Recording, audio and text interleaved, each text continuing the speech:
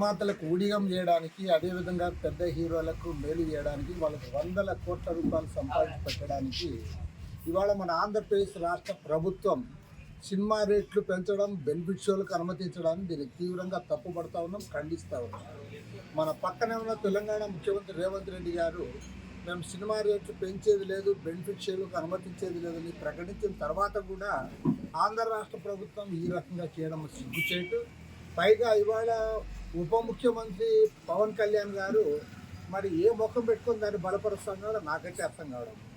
వాళ్ళు ఎంతో డబ్బులు ఖర్చు పెట్టింటారు కాబట్టి వాళ్ళ కోసం మేము ఇంటి పెంచుతామంటే, ఇవాళ 6 కాలం కష్టపడి 6 నెలలు 8 నెలలు కష్టపడి పొలాల్లో ఉండి ఎంతో శ్రమించి వాళ్ళ పంటలు పండిస్తే ఆడ మార్కెట్ యార్డ్కి వస్తే ఒక్క పంటకు కూడా గిట్టుబాటు ధర లేదు.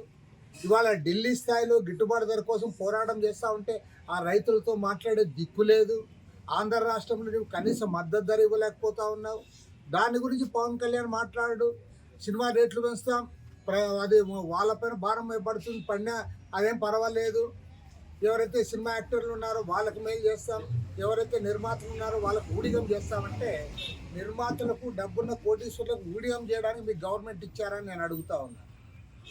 నువ్వు కష్టపడి పని చేసే రైతు గురించి మాట్లాడవు, వాళ్ళ శ్రమ గురించి మాట్లాడవు, వాళ్ళ గిట్టుబాటు గురించి మాట్లాడవు. నిర్మాతలకు వందల వేల కోట్ల రూపాయలు దోచిపెట్టడానికి ప్రజలపైన, ప్రత్యేకించి పాపము సినిమా అంటే అభిమానులు ఉంటారు, అభిమానుల కింద వాళ్ళకి ప్రిఫరెన్స్ ఇవ్వాలి, ప్రయారిటీ ఇవ్వాలి. అది పోయి వాళ్ళ పైన మీరు బెల్ట్ వేస్తున్నారు, వాళ్ళకే రేట్లు ఎక్కువ పెంచి ఇది వసూలు చేసుకుంటా ఉన్నారు. కాబట్టి దీన్ని తీవ్రంగా తప్పుపడతా ఉన్నాం. కోటీశ్వర నిర్మాతలకు, తర్వాత అయాచితంగా డబ్బు సంపాదించే ఈ సినీ పెద్ద హీరోలకు ఊడిగం చేయడానికే ప్రభుత్వం ఈ నిర్ణయం చేసింది తప్ప సమాజ శ్రేయస్సు గురించి కాదు. కాబట్టి చంద్రబాబు నాయుడు ప్రభుత్వం పదే పదే తప్పులు చేస్తూ ఉన్నారు. ఈ తప్పు చేయడం అంటే ఇంతకంటే సిగ్గు చేయడానికి విషయం ఒకటి లేదు. నేనే కాదు, అందరూ కూడా దీన్ని ఖండించాలని చెప్పి కోరుతాను.